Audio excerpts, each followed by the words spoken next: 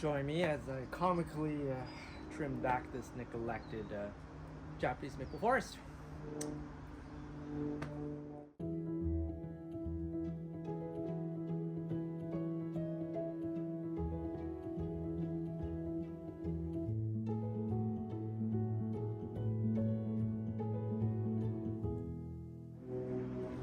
Alright, welcome back everybody. So this is the neglected Japanese forest that I've been nursing back to health. Now, started with this guy a little bit over here, and what I did was just trim back the nodes, get it back to the silhouette that I want to, and then open some of the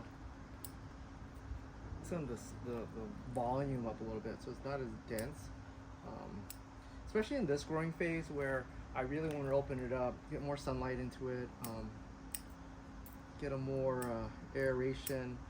I had a bad bout of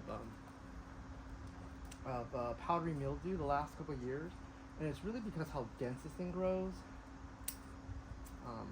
So my goal this year is trying to get it before it gets me. And what I'm doing is a lot of the coarser branches, the really long internodes, the really thick growth, cutting it back to its primary node to force a secondary growth out. That's what I'm doing here, and this could be done like as soon as possible, especially if we wanted to get that tight ramification. Let me turn the camera around. You can see exactly what I'm looking at and what I'm doing pretty quick here. This process could be done 15 minutes tops without really batting an eye at it. Just because this is just like a secondary trimming. I did most of this major trimming during the winter time, so this is just going back to really cutting back to that silhouette, and then just letting it grow, do its thing, and then gets to a certain point, cut it back and do it again. So let me turn the camera around really quick. Now, I like to start off usually with the one with the biggest overhang, so I can see what's going on inside. That just opens up everything. And some of you guys are, you're too brutal. Well, it will grow back. So a lot of people think you're just cutting off way too much. Sometimes you are, but 90% of the time, especially deciduous material, they'll go right back. Not bad at eye, especially if it's strong. If it's a weak tree, cutting back like this is detrimental. But if it's a strong tree, just how Michael Roberts would say, keep feeding the tree until, it croaks, has some merit to it, because what you're doing is you're making sure the tree is as strong, as healthy as you can, so when you cut it back, it will push growth again. So that science really makes sense, what he's saying. So any of the long nodes, I'm just cutting it back. Any nodes going the wrong direction, I'm just cutting it off. So I just repeated this process over and over and over. That's how you get that, that really good density. And if I was really good at this, I'll be at the pinching stage where I'll be selecting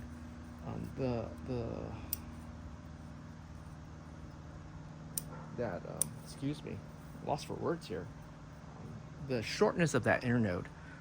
So that's really the name of the game with deciduous material, is how short and how dense you can get your tree. The shorter your internodes, the more age it kind of pops up. So it kind of finishes this area. I'll come back and I'll trim any of the overhang stuff. Anything that looks a little bit too coarse, which means too thick, too long, I'll go back and trim everything back. So and again, this is a tree that I will probably never sell. It was one of my first trees, learning by Lindsay Shiba what the composition of a Japanese maple, and I neglected it, and this is where we are now.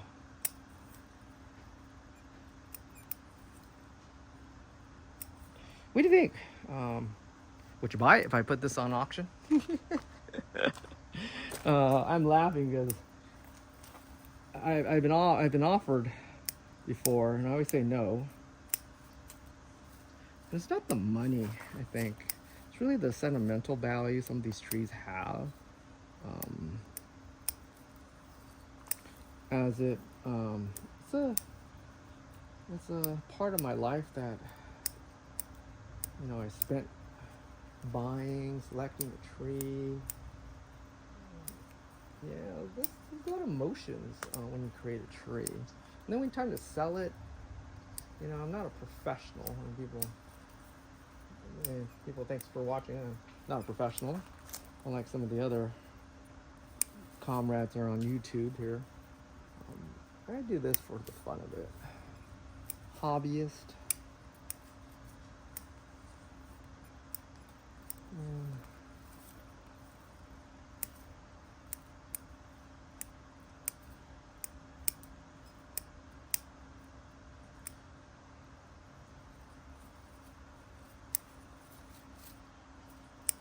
Saw that leaf was really long. Just get some inner nodes, get some light back to the center. There you go. The hub done. And you just kind of go around the top here and do the same thing.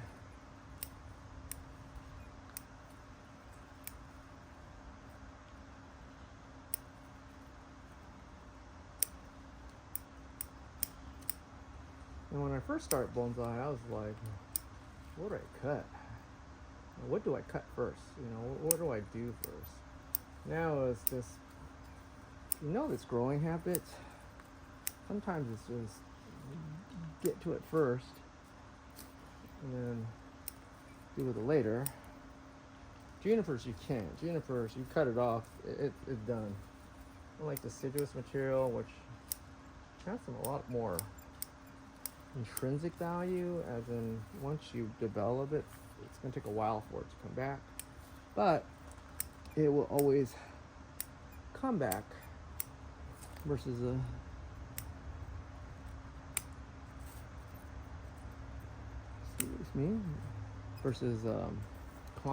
coniferous material, which cut it back, you might be done.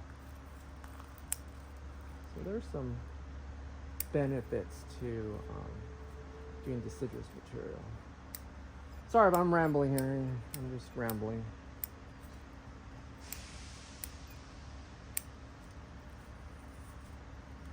What do you think so far? I got most of this done. Doing the apex in the background next, which is the side we started on.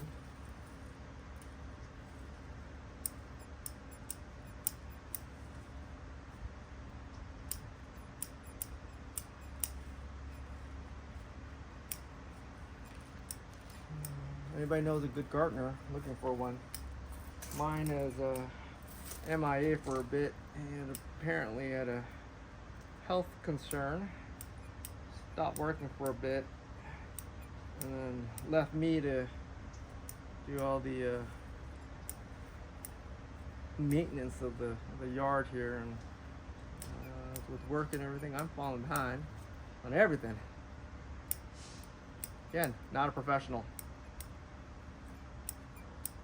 Maybe one day, after I retire, I could be a professional. But would I really want to do that? That's the other question.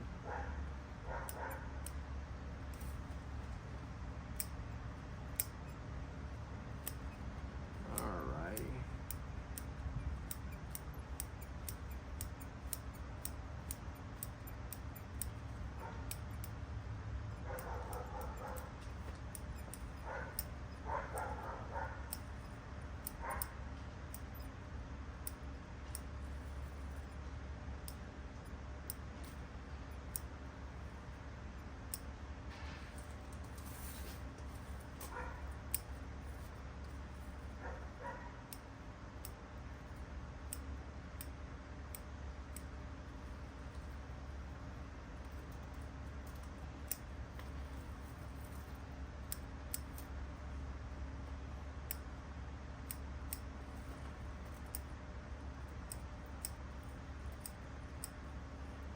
let a little more light into the canopy, force more growth out. Especially when it's like relatively temperate right now. A lot of things are growing. It hasn't gone to the the extreme heat yet. So these guys have a chance to acclimate to the new amount of sunlight it's receiving. Versus doing this during like dead of summer, these guys have no heckin' chance of surviving that full heat. So different techniques, different time of the year. Let that kind of grow out a little bit.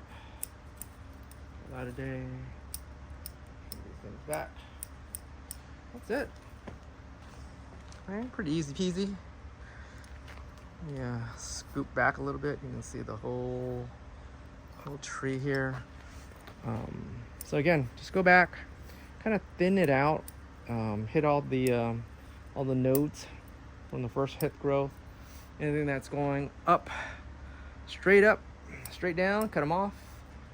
And then anything that's overhanging, blocking some lightage in, take it back to a node. That's pretty much it. It's not rocket science here. I think the rocket science is just having enough time to do all this work. Especially if you have more than one tree. Things so far. It's a really short video, just to make sure you guys kind of work on those on your trees. Again, just trim those, anything going up, down, anything extending too far, cut them back. And then if you have extra time, especially before it pops, it'd be advantageous if you guys go back and cut those nodes out early. Other than that, just keep on top of your trees, have some fun. If you guys watched this far, thank you for watching, and I'll see you guys next time. Bye-bye.